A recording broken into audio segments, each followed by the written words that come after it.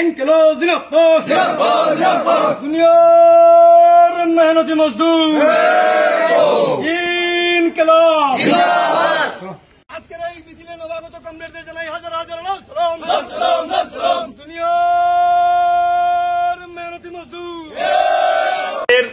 28 জন voter আজকে পথ পরিবর্তন করে সিপিআইএম পার্টির লাল ঝান্ডা তোলে তারা সমবেত হয়েছেন।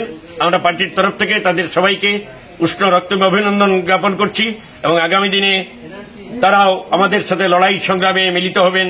লড়াই সংগ্রামের মধ্য দিয়ে আমরা বিজেপির সাম্প্রদায়িক রাজনীতির বিরুদ্ধে একটা বৃহত্তর মঞ্চ গড়ে তুলতে পারব, এই প্রত্যাশা আমরা রাখছি।